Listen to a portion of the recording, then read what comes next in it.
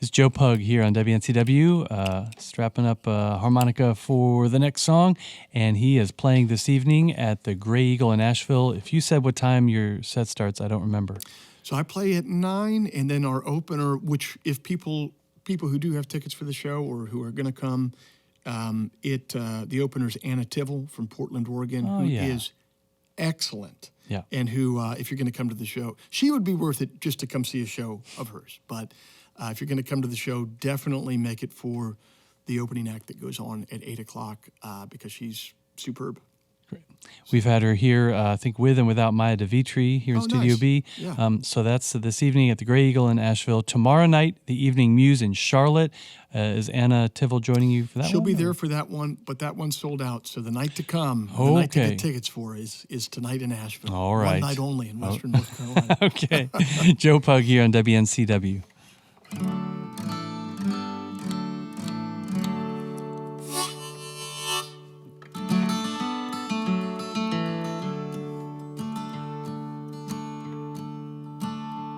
We found you in the street with a list of all our names.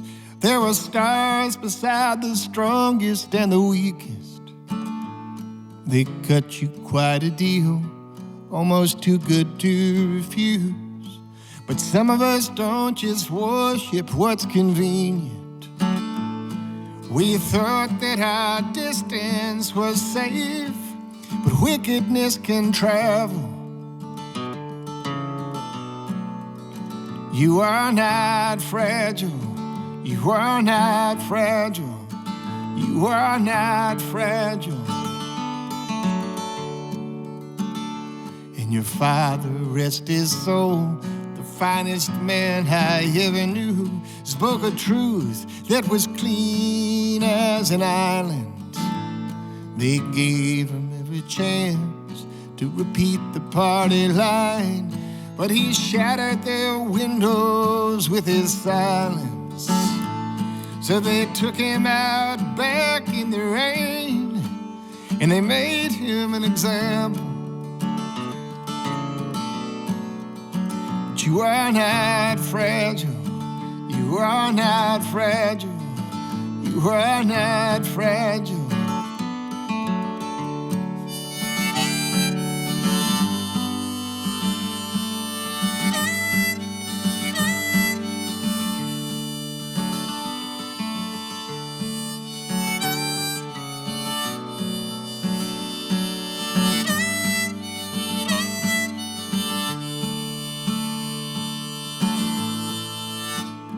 Now they're rounding up the boys in the planet off to war, and they left behind the two-faced and the useless. On the first of every month, the neighbors gather on our lawn, and we dance for their mercy like we're minstrels. They dug up the headstones last night and broke them into gravel. But you are not fragile. You are not fragile. You are not fragile. You are not fragile. You are not fragile. You are not fragile.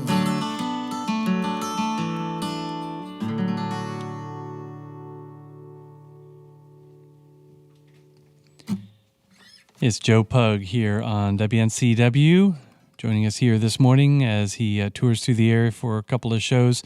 You were talking earlier about the amount of touring you do, the amount of time you spend on the road, and you write a little bit on your website, which I guess, what is it, Joe Pug Music? JoePugMusic.com. JoePugMusic.com. And you have a separate page, aside from the music, of another very prolific endeavor of yours, and that is a podcast series that you do, interviewing a bunch of other songwriters. And you write about the amount of time you spend on the road kind of helped to, I guess, inspire this to happen. Yeah, about 7 or 8 years ago, I was on the road all the time.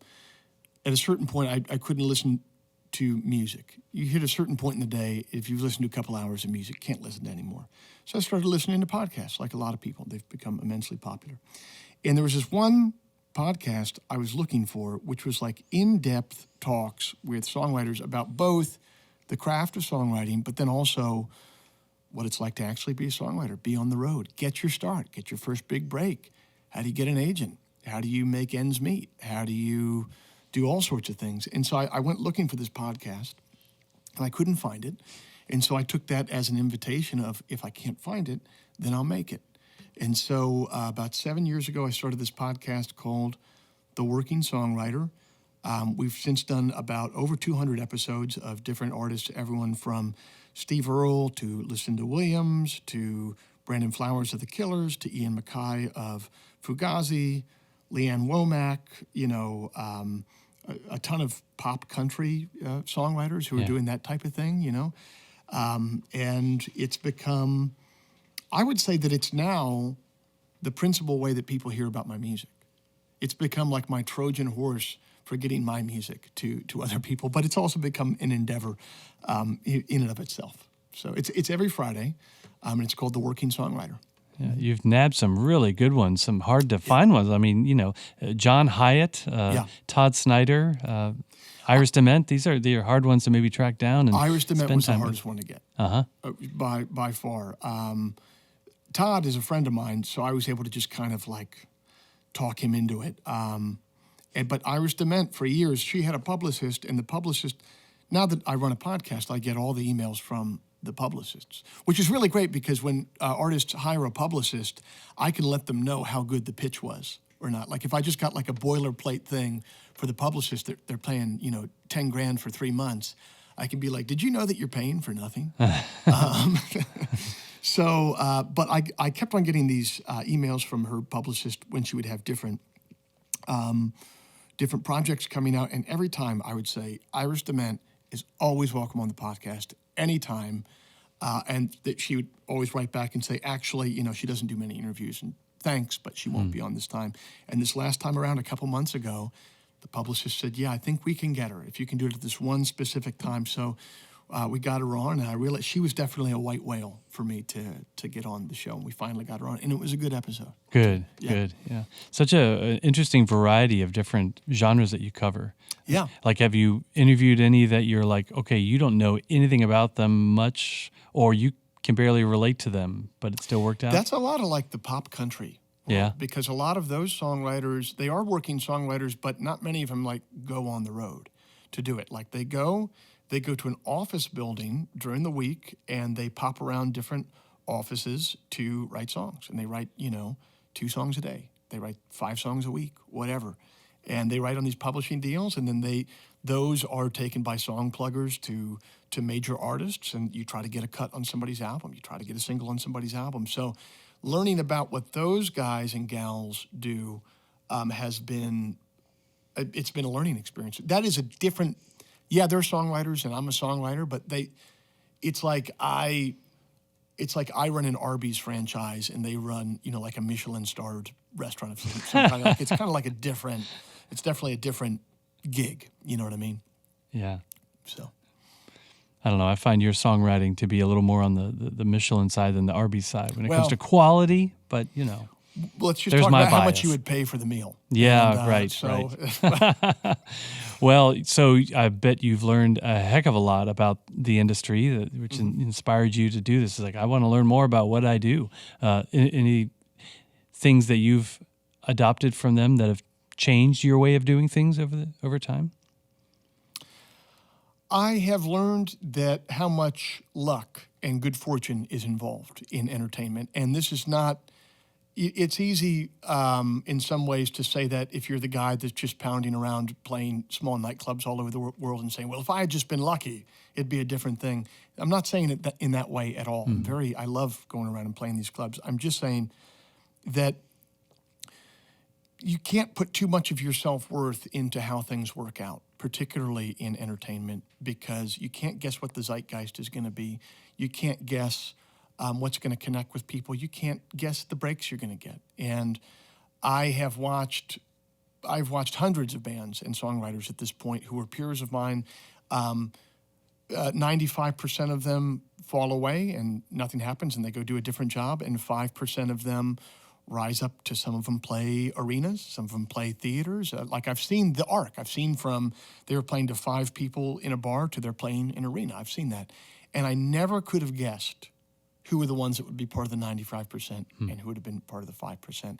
And not only could I have never have guessed, unless you're like, I think there's like 3 people that can guess it. It's like Rick Rubin and 2 other people. You know what I mean? Like, but like for the most part, anyone that says that they can guess who it is they're deluded or they're lying to you. And so you just have to make music that's meaningful to you and enjoy yourself and let the chips fall where they may. And that has made me a lot more. It's made my life it's made my professional life a lot more enjoyable since kind of coming to that realization of like, well, I'm going to figure out a way to make this work. I'm going to make music that I love. And then beyond that, you know, it's the old Willie Nelson quote, thankfully, we are not in control. And that's it. I'm not in control. And at this point, I've learned enough to know that it's probably a wise thing that I'm not in control. So. Gosh, you sound pretty wise. Your perspective definitely is, you know, a positive one. And you mentioned it earlier when you said, like, you know, I'll be frank, I'm in like an easy industry, however you worded it earlier, because you get to do what you love, and you know, you like playing in front of others, and maybe you were saying it's not rocket science or something, but it is so uncertain and unpredictable, and I feel like that really can burn a lot of people. And I don't know that your positive perspective, I don't know to what extent that increases the chances of the success of being able to play arenas one day, because you're saying it's still hard to predict, but I can't help but feel like it can at least maybe allow you to remain in it for longer while you're still struggling to make ends meet.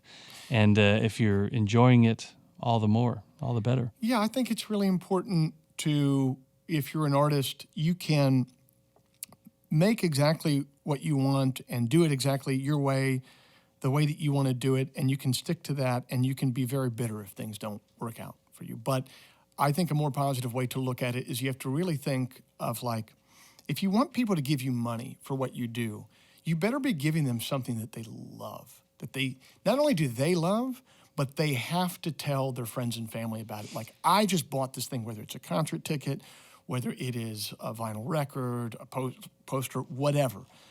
You have to be giving them a thing that they cannot help but buy. They are complete, like, it's like any other business, you know what I mean? People don't want to part with their dollars. So it's like, you have to give them a thing that they absolutely love. And so you have to, at that point, it's not just about the song. How does the album look? How is it packaged? How much does it cost? You know what I mean? How can you bring it to people? Can you bring it to a community of people and make it a part of that community? I mean, and it doesn't have to be like you're selling widgets. It doesn't have to be weird. It can also be a creative endeavor to figure out what people love and give them something that they love. And so I just try to focus on that, giving something to people that they will love and that they will find hard containing themselves to not tell people in their lives that they should get this too. Yeah. We're talking with Joe Pug here on WNCW. His podcast series that we mentioned is called The Working Songwriter, and there's a link to it from his website, of course. It's joepugmusic.com.